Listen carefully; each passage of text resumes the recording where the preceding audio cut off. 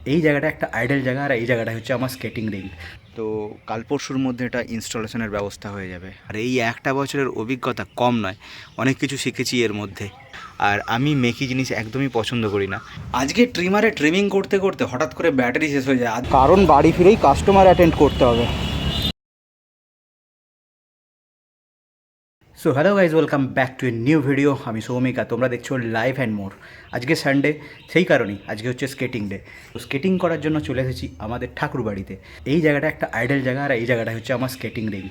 তো আজকে মোটামুটি ঘন্টাখানেক টাইম পেয়েছি। তো এই ঘন্টাখানেক টাইম আজকে এখানে স্কেটিং প্র্যাকটিস করবো।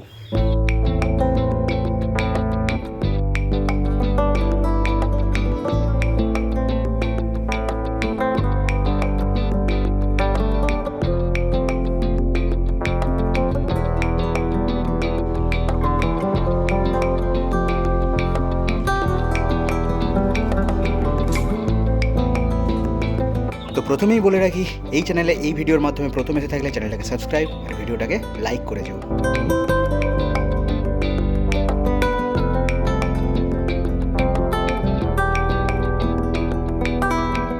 এই একটা সমস্যা, বেশিক্ষণ প্র্যাকটিস করা যায় না, তবুও আজকে 1 ঘন্টা প্র্যাকটিস করলাম।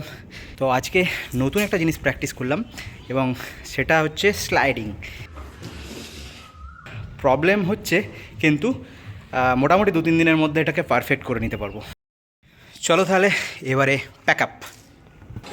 कल से नाम जप भी करने की कोशिश कर रहा हूँ। गुरुदेव श्री जी की कृपा से गुरुदेव भगवान 3 दिन व्रत निर्जला और সানডেতে এমনি বিশেষ কিছু কাজ না থাকার জন্য এমনি অ্যাক্টিভিটিও বেশি কিছু থাকে না। আর পিছনে এই যে দেখা যাচ্ছে, এটা হচ্ছে গ্রিন টার্ফ। এই গ্রিন টার্ফটা আজকে মাপ নিয়ে দেখলাম, তো এটা মোটামুটি কাজ চলে যাবে। তবে আর একটা কিনতে হবে, কারণ এটা যে গ্রিন টার্ফটা আছে এটা 90% নয়, মোটামুটি 75%। তো আপাতত এখন হয়তো কাজ চলে যাবে। তো কাল পরশুর মধ্যে এটা ইনস্টলেশনের ব্যবস্থা হয়ে যাবে। আর আমার পাশে ডাঁটা গাছের ডাঁটা হয়েছে, ছোট্ট ছোট্ট ডাঁটা হয়েছে। এক সময় যখন প্রচুর সজনা ফুল হয়েছিল তখন সজনা ফুল খেয়েছিলাম, তো এখন ডাঁটা হয়েছে। এখনও দেখো সজনার ফুল হয়ে আছে, আর কিছু কিছু ডাঁটাও তৈরি হয়েছে। ডাঁটায় অনেক মেডিসিন গুণ আছে, গুল করলেই সমস্ত কিছু জানা যায়। তো ছাদের একদম ওপরেই আছে, কেটে দেওয়া হয়নি ডালটা। এটা ছাদের ওপরেই, টিনের ওপরে পড়ে। এটা হচ্ছে আমাদের চিলেকোঠার যে ছাদটা সেইটা, তো তার উপরে পড়ে, ফলে টিনটা নষ্ট হয়, পাতা টাতা পড়ে জং ধরে যায়। তো একবার কেটে দেওয়া হয়, কিন্তু বড় হয়ে সেই আবার ওপরেই উঠে যায়। ছাদের পাশে এই যে আম গাছটা দেখছো, এই আম গাছের ডালও আমাদের ছাদের উপরে চলে আসে। যখন আম পড়ে আমাদের ছাদেতেও আম পড়ে। তো আজকে যেহেতু সানডে, সেহেতু একটু দুপুরবেলার রেস্টের জন্য জাস্ট একটুখানি শুয়েছিলাম।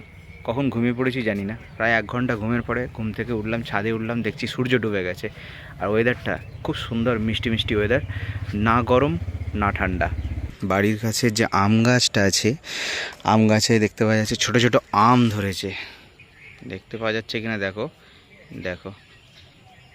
আর ঠিক এই টাইমটা একটা ছোটোখাটো ঝড় বৃষ্টি হয়। এই সময় আমের বকুল টকুল সমস্ত কিছু ঝরে যায়, আর যেটুকুটা থাকে সেইটুকুটাই হচ্ছে আম হয়। চোখের সামনে দেখতে দেখতে আম গাছটা কত বড় হয়ে গেল।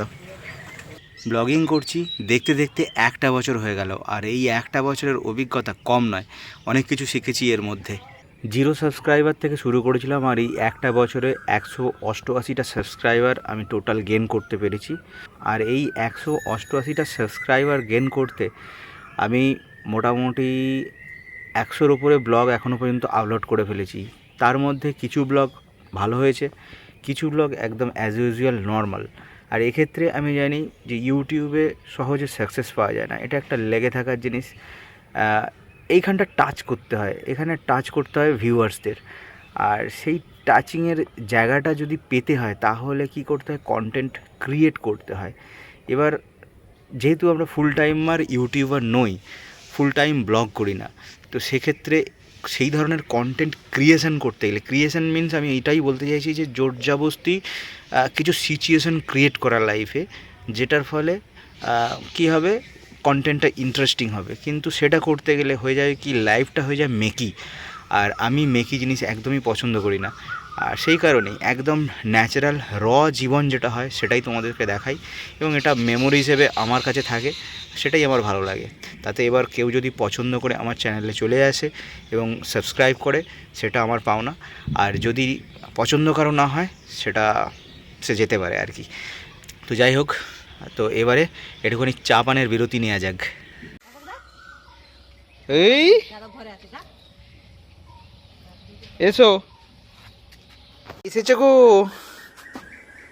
বেলটা বাজাও, বেলটা বাজাতে হবে তবে তো, বেলটা বাজাতে হবে তো। এসো এসো।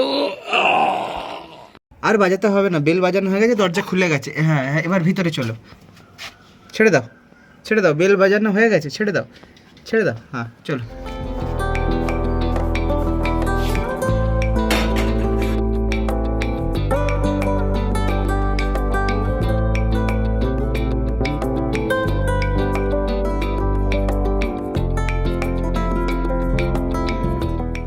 Good morning. আজকে মন্ডে, আর আজকে সকালবেলা চান টান করে নেওয়ার পরে যে স্ট্রাগেলটা রোজ রোজ হয় সেটা হচ্ছে এই যে পাজামা পরা হয়, ভিজে পায়ে যখন পাজামা পরা হয়, একটা স্ট্রাগেল।